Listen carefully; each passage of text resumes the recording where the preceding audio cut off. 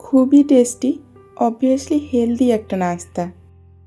স্বাদের রদবদল হোক অথবা কর্মের বিরতি, এটা আমাদের সকলেরই কাম্য। তাই সেই কথা মাথায় রেখেই আজ আমার এই প্রয়াস। হেলদি টেস্টি অবভিয়াসলি একটা খুব সহজ সরল নাস্তা রেসিপি। ফর্মুলাটা জানতে হলে ডেফিনেটলি ভিডিওটা ওয়াচ করতে হবে। প্রথমেই একটা বোলের মধ্যে নিয়ে নিলাম 1 বাটি সুজি, সমপরিমাণে ময়দা, স্বাদের জন্য দিয়ে দেব পরিমিত লবণ, এরপর দিয়ে দেব পরিমিত জোয়ান, এরপর অল্প অল্প করে জল অ্যাড করে একটা থিক ব্যাটার বানিয়ে নেব।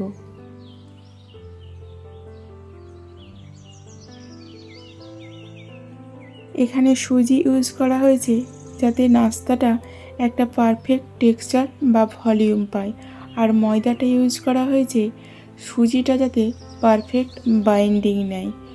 আর জোয়ানের কথা তো কম বেশি আমি বলেই থাকি প্রতিটা ভিডিওতে। জোয়ান যেমন টেস্ট বা ফ্লেভার দেয়, তেমন হজমে সহায়তা করে। চলুন গল্প করতে করতে ব্যাটারটা আমার বানানো হয়ে গেল। দেখুন ব্যাটারটা ঠিক এই রকম ঠিক হবে, মানে খুব পাতলাও নয় আবার খুব ঘনও নয়, কারণ এর মধ্যে এখন কিছু সবজি অ্যাড করব। এখানে প্রথমেই দিয়ে দিলাম কুচনো পেঁয়াজ, এখানে একটা বড় সাইজের পেঁয়াজ আছে। এরপর বেশ কয়েকটা কাঁচা লঙ্কার কুচি, এরপরে দিয়ে দেব একটা বড় সাইজের টমেটো কুচি। টমেটোগুলো খুব ছোট ছোট করে ঝিরিঝিরি করে কুচলে ভালো হয়। এরপরে দিয়ে দিলাম ধনিয়া পাতা কুচি। এরপর আবারও কিছুক্ষণ নাড়াচাড়া করে নেব।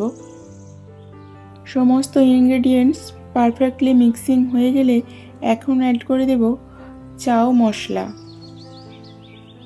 এই মশলাটা আমি পুরোটাই দিয়ে দেব, যেহেতু আর কোনো মশলা ইউজ করা হয়নি, তাই রেসিপিটাকে ফ্লেভারফুল এবং টেস্টি করতে এই মশলাটা মাস্ট। আর যেহেতু একটাই মশলা ইউজ করা হচ্ছে, সেই কারণে হেলথ খুব বেশি হ্যাম্পার হবে না।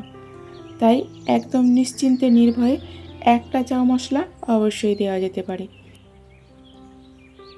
এরপর সমস্ত ইনগ্রিডিয়েন্টস আমি পারফেক্টলি মিক্সিং করার জন্য আবারও কিছুক্ষণ নাড়াচাড়া করব।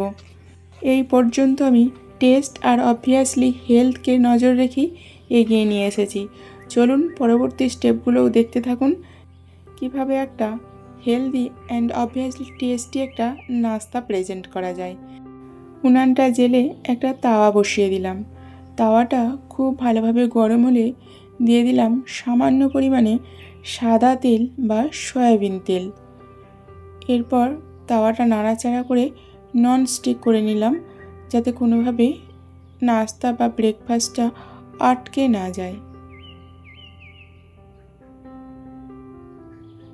এরপর তেলটাও খুব ভালোভাবে গরম হলে এখন আমি যে ব্যাটারটা করে রেখেছিলাম ওটাই একটা হাতার সাহায্যে একটু নাড়াচাড়া করে দিয়ে এরপর দিয়ে দেব। এই হাতাটার সাহায্যে দিলে প্রত্যেকটা একটা পারফেক্ট সাইজ পাবে। সঙ্গে এই হাতাটা দিয়ে এইভাবে সুন্দর করে ঘুরিয়ে নেওয়া যাবে, যাতে করে কোথাও মোটা পাতলা সরু এরকম হয়ে না যায় এবং একটা পারফেক্ট সাইজ পায়।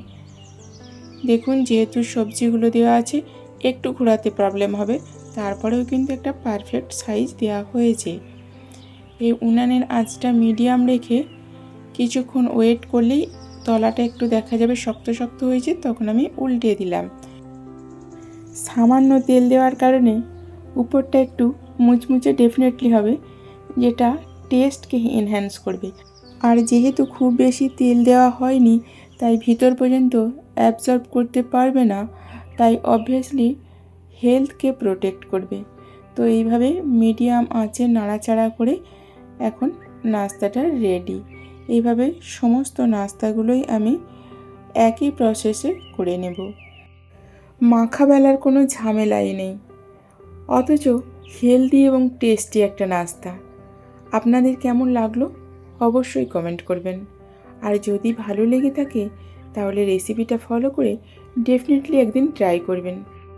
নাস্তাটা আরও একটু উপভোগ করতে অথবা অতিথি আপ্যায়ন করতে অবশ্যই এটা সস দিয়ে পরিবেশন করবেন। এই পর্যন্ত যারা থাকলেন তাদেরকে অসংখ্য ধন্যবাদ। এই রকম হেলদি আর টেস্টি রেসিপি দেখতে সঙ্গে থাকুন।